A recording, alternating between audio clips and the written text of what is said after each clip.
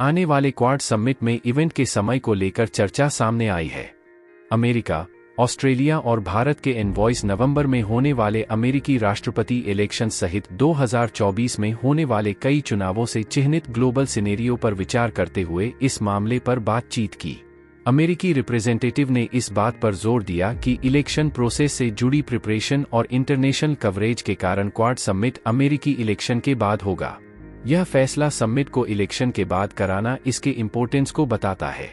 पोस्टपोनड करने का मकसद क्वाड समिट के बाद चीत में ज़्यादा से ज़्यादा पार्टिसिपेशन और ध्यान इंश्योर करना है।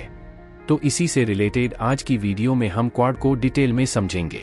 क्वाड वर्ड क्वाड्रिलेटरल वर्ड से निकला है, जो 4 साइड्स वाली एक शेप का रिप्रेजेंट करता है। जियोपॉलिटिकल टर्म में क्वाड क्वाड्रिलेटरल सिक्योरिटी डायलॉग को रिफर करता है, जो 4 देशों द्वारा फॉर्म्ड एक एलायंस है: भारत, जापान, अमेरिका और ऑस्ट्रेलिया। यह एलायंस स्ट्रेटेजिकली बहुत इंपॉर्टेंट है, जिसका प्राइमरी ध्यान चीन के बढ़ते इन्फ्लुएंस का मुकाबला करने पर है, खासकर इंडो पैसिफिक रीजन में। क्वाड का मकसद सिक्योरिटी कंसर्न को दूर करना है, खासकर इंडो पैसिफिक रीजन में, जहां चीन का एक्सपेंशन तेजी से प्रोमिनेंट हो गया है। मेंबर चीन की एग्रेसिव एक्शंस के सामने सिक्योरिटी और स्टेबिलिटी बनाए रखने के लिए कोलैबोरेट करते हैं। हिस्टोरिकल बैकग्राउंड: क्वाड का कॉन्सेप्ट पहली बार 2004 में जापान के प्रधानमंत्री शिंजो आबे द्वारा पेश की गई थी। प्राइमरी मकसद चीन की एक्सपेंशन पॉलिसी के खिलाफ एक मोर्चा बनाना था। हालांकि 2007 में शिंजो आबे ने इस्तीफा दे दिया और ऑस्ट्रेलिया में गवर्नमेंट बदल गई, जिसकी वजह से क्वाड को गिरावट का सामना करना पड़ा।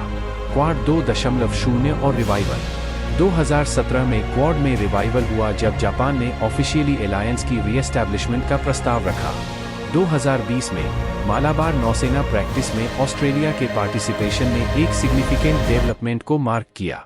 2021 में एक डिटेल मीटिंग से क्वाड को और गति मिली। की डेवलपमेंट: 1. मालाबार नौसेना प्रैक्टिस। मालाबार नौसेना प्रैक्टिस एक एनुअल नौसैनिक प्रैक्टिस है, जिसमें भारत, जापान, अमेरिका और ऑस्ट्रेलिया की नौसेनाएं शामिल होती हैं। यह प्रैक्टिस क्वाड देशों के बीच समुद्री सहयोग और कोऑर्डिनेशन को मजबूत करता है।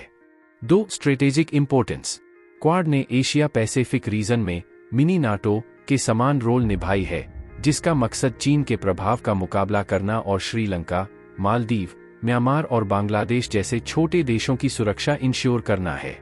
चीन क्वाड को संदेह और गुस्से की नज़र से देखता है, इसे अपने एक्सपेंशन एजेंडे के लिए चुनौती मानता है।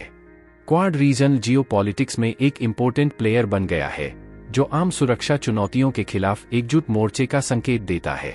क्वाड से इंडो पैसिफिक रीजन के जियोपॉलिटिकल परिदृश्य को आकार देने में तेजी से इन्फ्लुएंशियल रोल निभाने की उम्मीद है। जैसे जैसे घटनाक्रम सामने आएगा, रीजनल स्टेबिलिटी पर क्वाड के इम्पैक्ट और उभरती चुनौतियों से निपटने की इसकी एबिलिटी पर बारीकी से नजर रखा जाएगा।